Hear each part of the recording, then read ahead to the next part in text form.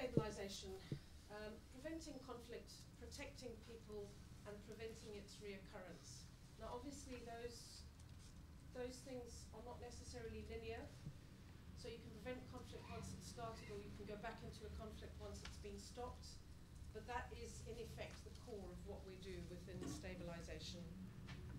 And we do it, but we do it differently. So those are not different objectives, probably, from what someone like Oxfam would ascribe to, but we do it differently in that we explicitly operate alongside, not only, but in the instance of Afghanistan, the UK and other European militaries. So there is things within the stabilisation context. What's HMG's vision for conflict? HMG's vision for conflict was set out recently by the Secretary of State in a speech that he gave to the Royal College of Defence Studies. And in effect, the argument is that we need both upstream prevention and preemption as well as downstream response. So in effect, his argument is that it's too late once a massive conflict has broken out, and that you need to get in beforehand and prevent it. And his vision is that the Stabilisation Unit will be HMG's go-to mechanism for both upstream and downstream conflict.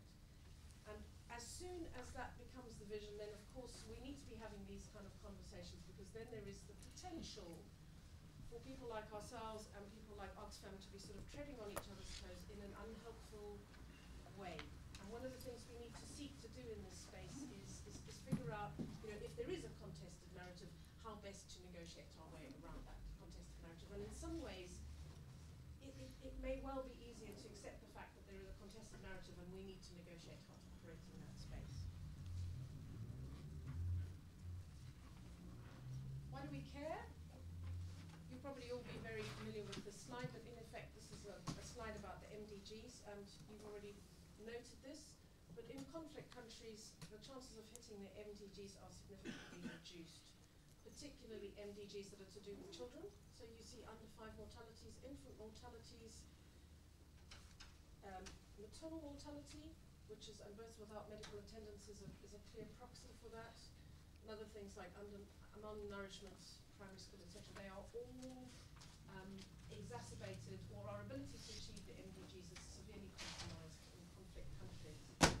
But not only that, in countries like Zimbabwe, where between 1980 and about 1995 there was significant progress made in development terms, in terms of things like nourishment, in terms of things like education.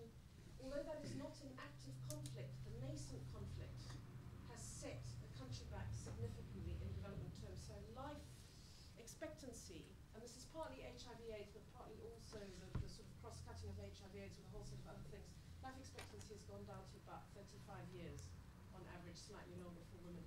So when conflict happens, it really has the potential to set development back enormously. So I think the point I'm making here is you can put an awful lot of money into a reasonably well-performing state. If you're not dealing with the conflict, you could lose all the gains that you've made through an effective aid program. It's expensive. The annual cost of one new conflict, over 64 billion, almost equals the total value of global development aid in 1 year. And also, if you think that we're just about managing to squeak out a £7 billion saving this year in this country, that's such huge pain. You can imagine what 64 billion does to a developing country. During a typical war, total income loss equals around 60% of annual GDP. Capital flight increases from 9 to 20%, and these are quite conservative figures. Okay. Sorry, I'm going to have to be a bit more disciplined about this. Regional spillover effects are high. On average, growth is reduced by 0.4% per annum if a neighbouring country is fragile. And the cost of descending into fragility or conflict for a country and its neighbours is around 100 billion. And neighbouring countries meet most of this cost. And the other thing is that if you have a large country or even a small country in conflict, the potential for it to drag its neighbours in is very high. So you just need to look at the DRC to see that. Global conflicts can pose a threat to UK domestic security, and our Secretary of State noted that when it comes to conflict in the developing world, the philosophy of out of sight, out of mind is naive. The indirect consequences of overseas conflict represent a danger that cannot be dealt with exclusively by counter-terrorist measures, a danger that we cannot hope to address by staying at home, bolting the door and drawing down the shutters. So there is a growing sense under the Conlib government that conflicts in the developing world can spill over into UK domestic security. And the other, just before I move on, although this is on the slide, but conflicts are not finishing in the way that they used to. So there is a World Bank statistic which points out that between 1985 and 1995, only 5% of all battle deaths happened after the signing of peace treaties or the reaching of peace agreements. Between 1995 and 2005, that statistic was 30%. So there is something about current conflicts which means that they are no longer finishing, so they are dragging on and on and on. The way in which we respond to conflict matters, and that's because of the nature of conflicts. They're internally contested. We're not so much having conflicts between countries. These are internal conflicts, and therefore they are in amongst the people, and there is often little clear divide between civilians and military. And civilians are often used by both sides as bargaining chips. And as I noted earlier, they're not finishing. And this thing about conflicts in amongst the people is important. And this is really what's preceded both the kind of recent development of COIN or counterinsurgency approaches and the recent development of things like stabilisation and the concerns about humanitarian space. It's because it's all mixed in one small contested space.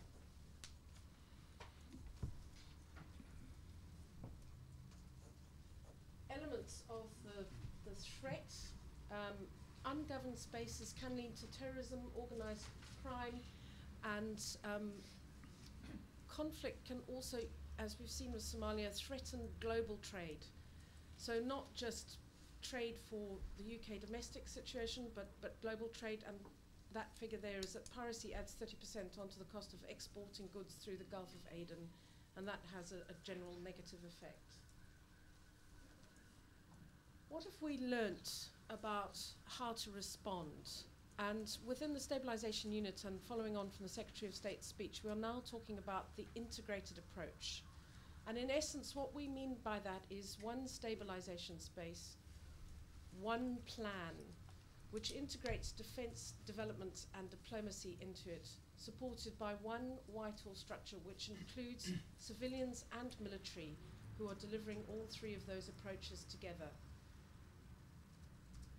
The important thing there is the one plan idea, and this is just a sort of fairly jokey cartoon, but it often characterises planning, particularly planning across different agencies. That everyone has a plan. You try and retrofit them, and there's this great bit of space in the middle, which someone has referred to as the missing middle. Where we're not being very clear about what we need to. We've been quite clear about what we need to do, but not necessarily being very clear about how we're going to get there and the resources that it's going to take to get there. Complex deliverables only work when planned, and I would go further and say deliverables across different agencies only work when you've got one plan. And this is actually something you see in the whole aid effectiveness debate as well. A great deal of the aid effectiveness debate is about, we need to make aid more effective by having better planning so that you've got one plan. You haven't got 20 different plans distracting the receiving government. One plan, merging of 4 different plans is not effective. Stabilisation operations need civilian planners at their heart and reflected in the command structures. Stabilisation operations have different objectives from military operations, and the military component of the plan will look different. So in other words, and I'll illustrate this very graphically later on in the slideshow, so just hold that thought for the moment. On the ground, when we're doing a stabilisation activity, there are 4 key lines of activity. Security. Security first, because nothing happens unless there's a secure space. The next key line of activity is starting to work towards a political settlement, and the important thing about political settlements is they need to be inclusive. There is not, as the Tufts University research shows, there is not a great and clear correlation between underdevelopment and or poverty and radicalisation. There is, however, a strong correlation between exclusion and radicalisation and conflict.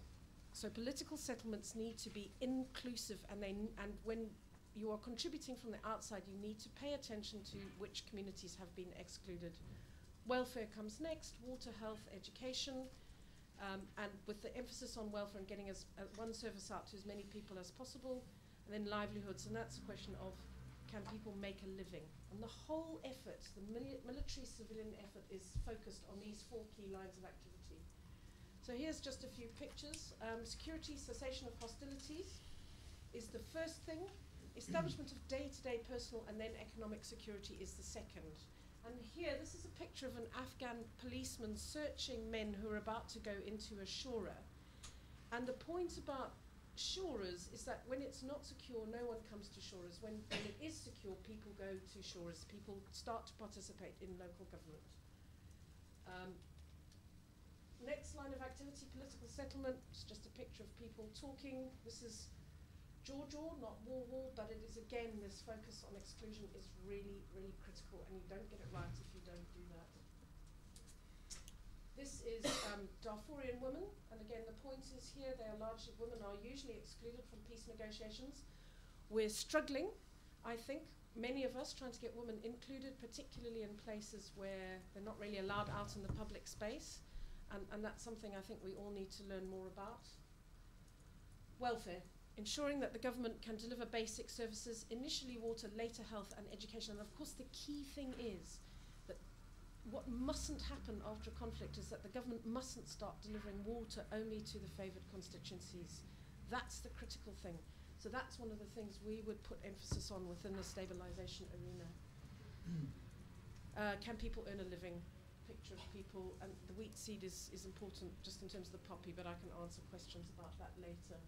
This is the shura. This is a second picture from that shura that I was showing you earlier, and this is people going to complain not just to the Afghan government but also to the donors about the fact that the wheat seed had been distributed late yet again, and basically saying, come on guys, you want us to make a living, you have to get the wheat seed out on time. And I think that's a very positive sign that you get shuras that are full of people who are prepared to complain. I think that's kind of a very good sort of initial sign to see in any kind of conflict-affected area.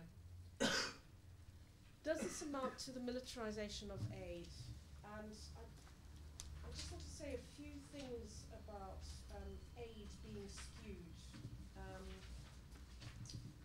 Just to begin with, I think that one of the premises behind the question, does this amount to the militarization of aid, is that responding with aid money in a conflict situation means that you spend too much money in those kind of situations. But I think that the OECD DAC evidence and the work that's been done on fragile states is very clear that aid has been too skewed in the other direction for too long. And that is why conflict has had such a negative impact on aid. And I think that there is a debate within the development community about how skewed aid has been, and that there is some quite clear evidence that there needs to be more expenditure in more fragile places. And I would just say, and I've been trying to get the maps to demonstrate this, but if you could overlay a map of conflict-affected areas with a map of areas that don't have roads or electronic connectivity, with a map of very marginal, underpopulated areas in the world, you would find that they coincide on a regular basis. And one of the problems with the way that aid is allocated at the moment, and one of the things that's pointed out in the debate about aid allocations, is that there is a population element in the formula. So aid gets channeled to places where there is a large population, and by definition, therefore, has excluded marginal areas. And in some instances, it is therefore arguable that aid has exacerbated existing patterns of exclusion. So I think that there is an important debate to be had about aid being skewed, which is not really my debate as a stabilization person, but as an ex-development person is one that I'm very interested in. Moving on, stabilization itself, we no longer do quick projects that are about people jumping out of cars or military vehicles, vaccinating a whole bunch of animals and pushing off again. Stabilization projects are the beginning of development work. So if it's not going to link through to a longer-term development objective, we don't do it. And if we do it, it's because we haven't got it right. So in other words, we help build up government structures for delivering over the longer term. anything we do on water and sanitation will be capable of linking up into a wider system. There is this focus on not doing exclusive activity and so on and so on. So everything is planned so that it links up into the sort of wider aid environment. Two more points on this. The way that the military work has shifted and stabilization operations are civilian-led. Now, this is my attempt to show me leading soldiers. It's, you know, visually it works. It's not entirely accurate because I'm not in charge on the ground. But if you look at this, this is the sort of PRT laydown in Helmand. And the point about this picture is that there are two stabilization, civilian stabilization people in charge, in joint charge with the commander of the activity on the ground there. And the UK is the only people that do it like that. Now, where we have stabilization people with the US, we have authority, but not authority in the same way as we do in UK areas. So the UK is really sort of cutting edge in terms of the sorts of things that were recommended in Oxfam's recent report about civilians need to be in charge and need to be directing the operations. Okay, military activity is different when you're doing a stabilization operation, and this is my own personal picture of a police station in Palestine, and you know, it's quite clear you can't expect these policemen to provide security because they have no infrastructure left. Their computers have all gone, the lab has gone, everything is gone. They're not going to be able to deliver security. So destroying the institutions and infrastructure is counterproductive. People not going to be able to get to the market if the roads are gone. Probably better to sort of operate more like this in a clearing operation and to work with the local community. What does this mean for us? It means constantly improving our knowledge. SU is the only part of Whitehall that is operational across all fragile states, and from my perspective that means drawing on anybody who has knowledge of how to do things about everything that we do, but particularly things that we're struggling with, like, you know, how do you get women meaningfully included in this sort of thing? People are critical to what we do. The quality of civilians is absolutely key to being able to sort of deliver effectively in this role where you have a civilian sitting in between the Afghan authorities, the military authorities, the civilian authority, and you know, there's going to be sort of other interests in the community that are keen on seeing what the civilian does. So the civilian needs to be able to sort of operate in that kind of, and that usually means a very good understanding of power dynamics. And we support this through a lessons function, which is very, very practical. So all of our lessons people actually work in the field on the things that they're learning lessons about, and then they feed them back into policy in the form of military doctrine or thinking on the future character of conflict policy practice paper. Is this a different approach? Not really. In lots of ways, I think what we try and do is the early phase of development work. It can happen whilst hostilities are active. So it is development work that is now able to happen much earlier than it is able to happen normally. So in other words, DFID has found it difficult to be able to find a consistent number of civilians to go into these kind of contexts. And so having this slightly different structure with a slightly different sort of job profile means we are more able to find appropriate civilians. And there are different ways of funding this kind of activity and staffing it. But basically, stabilization should never consist of isolated activities or activities that are not connected up with other things. And that's it. Thank you very much. Sheelagh, thank you very much indeed.